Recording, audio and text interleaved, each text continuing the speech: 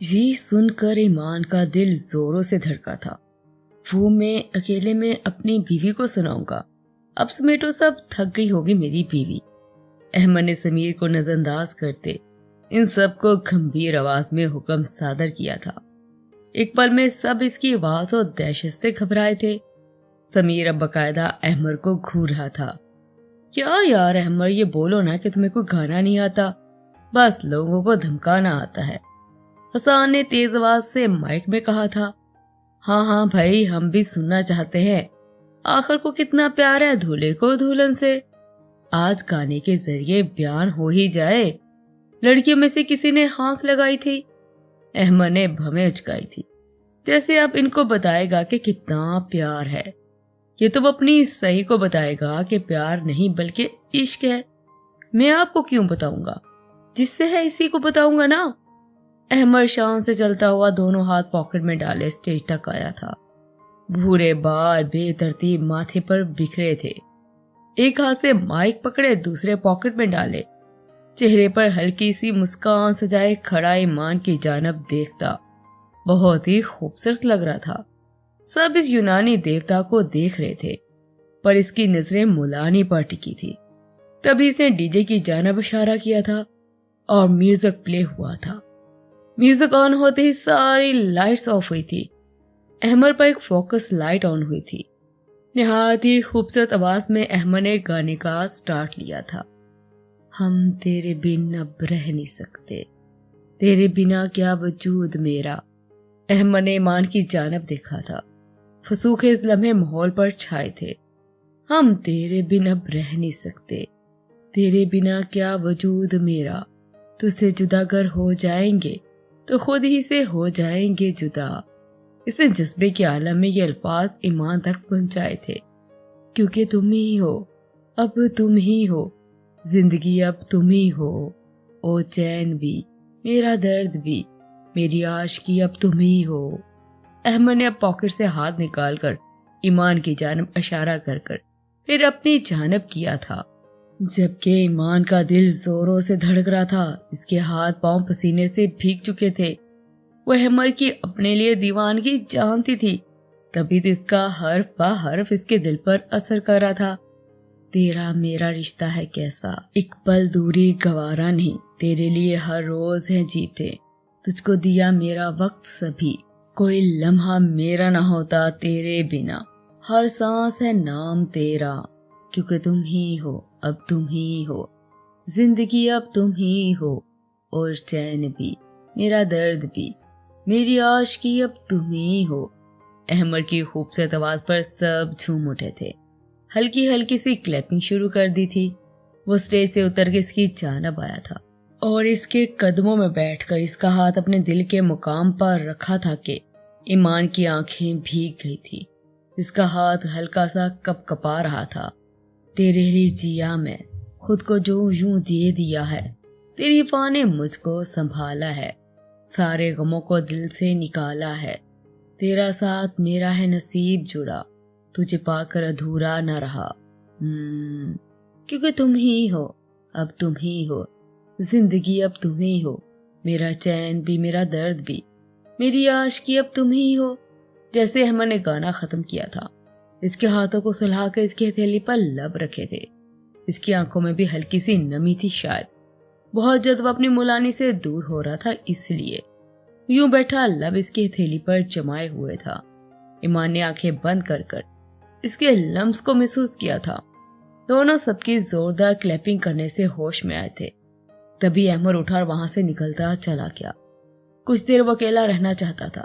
اس کے جاتے ایمان نے بھی سجل سے کمرے میں جانے کو کہا تھا۔ زریش اور رمشا اور مہم اسے کمرے میں لے گئی تھی۔ وہ سب ایمان کو لے کر کمرے میں آئی تھی۔ آتے ہی ایمان بیڈ پر گری۔ کیا ہوا؟ زریش نے پریشان ہوتے پوچھا تھا۔ کچھ نہیں، الجھن ہو رہی ہے، چینج کرنا ہے۔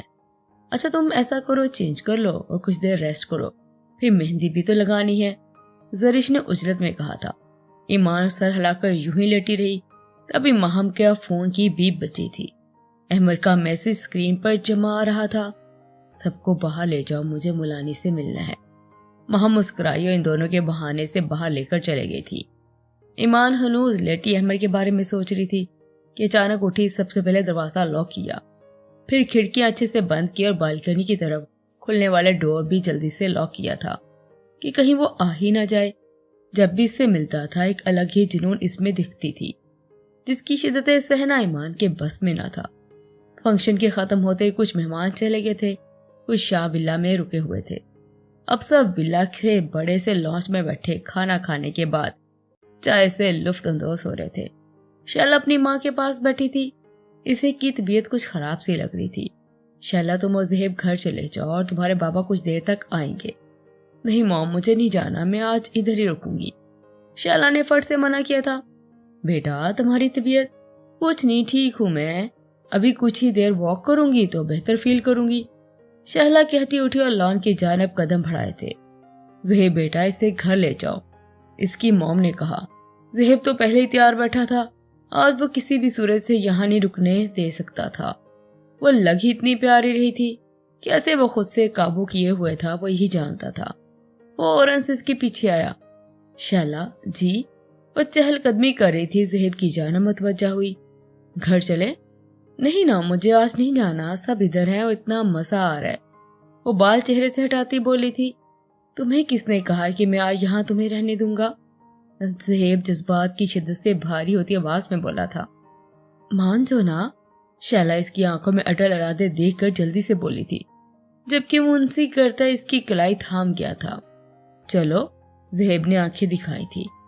मैंने नहीं जाना, तुम्हारी तबीयत ठीक नहीं है, चलो अब। ज़ेब मुझे रुकने दो ना आज, वो लाड से बोली थी। कोई नहीं लाड, घर जाकर हमारे बेडरूम में करना, ताकि बदले में मैं कुछ दे भी सकूं।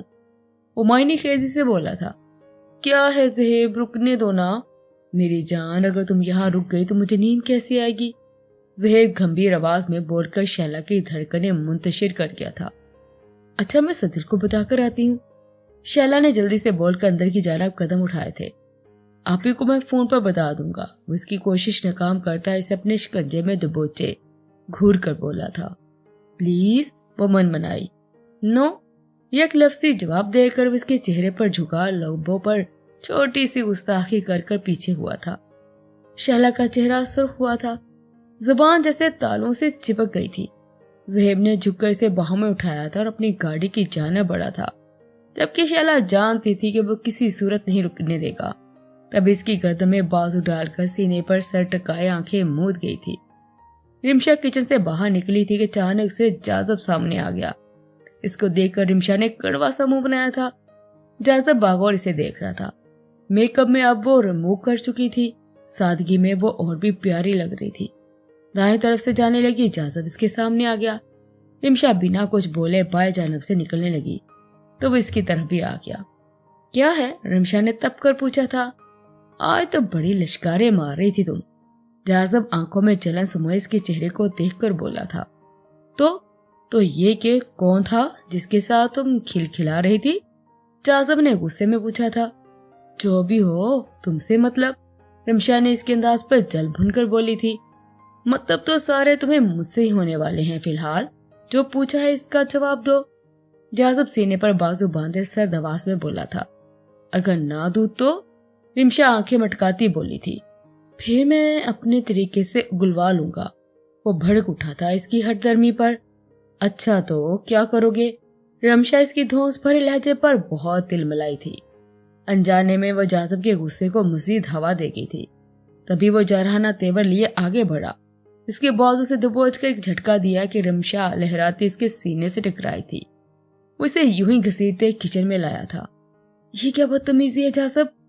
रिमशा अपने बाजू पर इसकी सख्त गिरफ्त में दर्द से कराहती बोली थी। चुप, जो पूछा है इसका जवाब दो। वो इसे यूं ही घसीट कर दीवार से लगा चुका था, जबकि रिमशा इसके तेवर देखकर घबराई थी। फिर हलक तर कर बोली थी। तुम्हें जलन हो रही है? हाँ, हो रही है जलन, क्योंकि तुम मेरी होने वाली बीवी हो। मुझे ये बिल्कुल पसंद नहीं कि तुम किसी से भी फ्री हो। रिमशा के दिल ने बीट मिस की थी। तो अब मैं हंसूं भी ना? इसके उल्टे जवाब पर जाज़ब का दिल किया दो जड़ दे। क्यों तुम इसके साथ कह के लगा रही थी? क्योंकि जबकि मेरे सामने तो जहर उगलती हो। जाज़ब दबी दबी आवाज में चिल्लाया था। क्योंकि तुम मुझे गुस्सा दिलाते हो और इस लड़के ने मुझे हंसाया था, इसीलिए। अब की बार फिर बेतुका सा जवाब दे गई थी, जिससे जाज़ब के इश्तिलाल में इजाफा हुआ था। तभी वो थोड़ा सा इसके ऊपर झुका, दोनों में 1 इंच का फासला बचा था।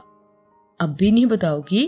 वो आंखें इसकी आंखों में डाले घुराया था, जबकि रमशा ने हलक तर किया था। जाज़ब को बिल्कुल करीब देखकर इसका चेहरा जर्द पड़ने लगा था। वो मेरा दोस्त है, जो कि समीर भाई का कजन है, रिमशा ने डरते हुए बताया। कर लेता हूँ तुम्हारा बंदोबस्त और इस दोस्त का भी। अब अगर मुझे वो तुम्हारे या तुम्हें इसके आसपास नजर आई तो तुम्हारी इस दोस्त की हड्डियां तोड़ने में वक्त नहीं लगाऊंगा। जाज़ब धमकी देकर से खूनखार नजरों से देखता बाहर निकल गया था। थोड़ी देर बाद वो खुद को पुरस्कुन कर उठी और ड्रेसिंग मिरर में देखकर अपने दुपट्टे को पिनों से आजाद करने लगी। कुछ देर बाद इसने दुपट्टा पिनों से निकालकर स्टूल पर रखा था। कपड़े तब्दील करने के गर्ज से वार्डरोब की तरफ बढ़ी थी। अपने काम में वो इतनी मगन थी कि ये भी ना देख सकी अहमद आराम से लॉक खोलकर कमरे में आकर बगैर आवाज किए वापस से लॉक लगा चुका था। अब आराम से इसकी कार्रवाई देख रहा था, जो दुपट्टे के बोझ से आजाद अपना ड्रेस निकाल रही थी। लंबे बाल कमर पर लहरा रहे थे।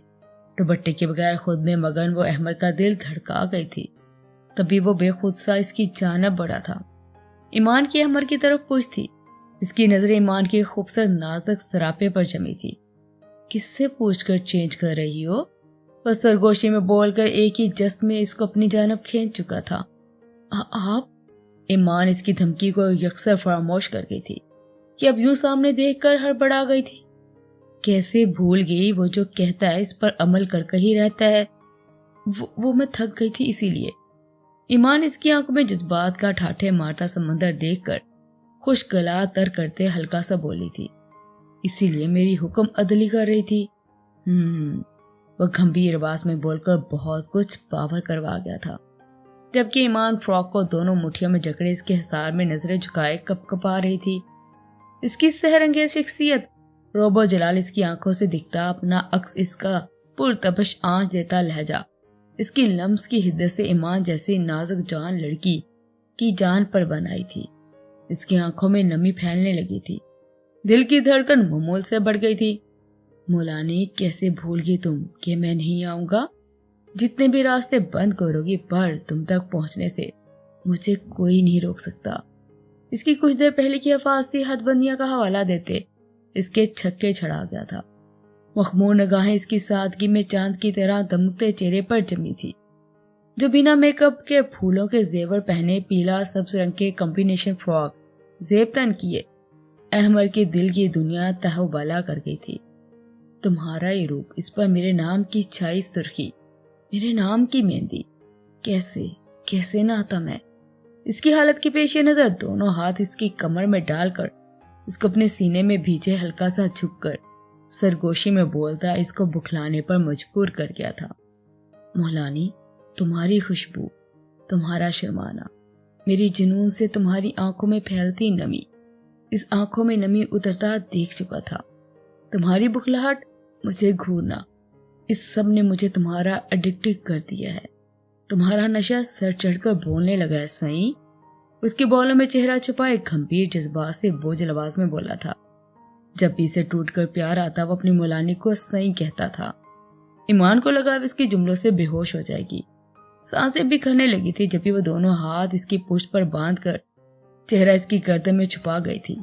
वो जो पहले मदोश हुआ खड़ा था, इसके बाजू का हसार गर्दन पर पड़ते नरम गरम सांसें इसके जज्बात में तोगानी बर्पा कर गई थी।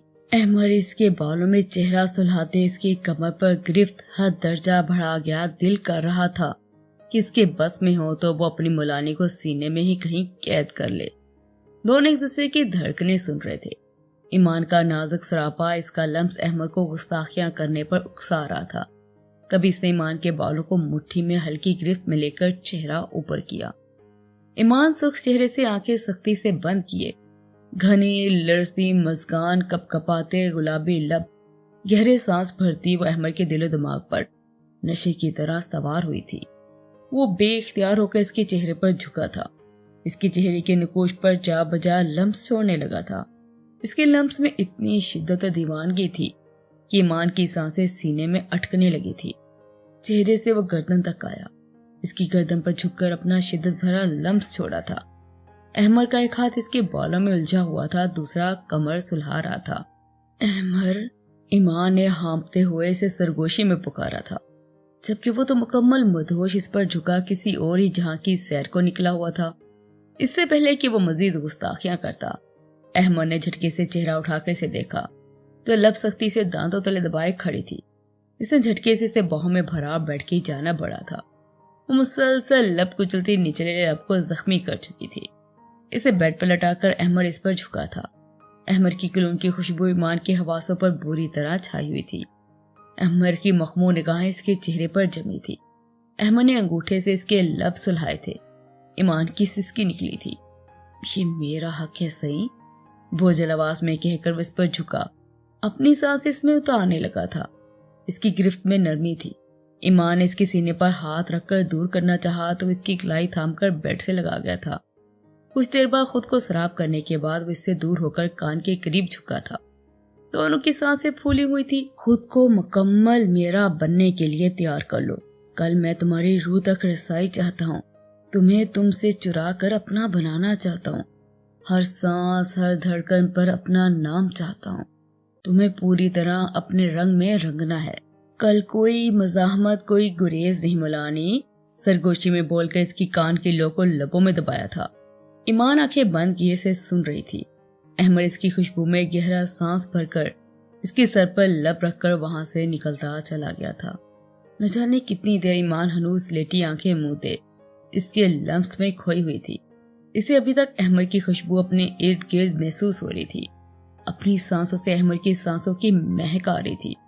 اس کی جان لیوا سرگوشیاں کانوں میں گونج رہی تھی کہ ایمان شرما کر چہرہ ہاتھوں میں چھپا گئی تھی۔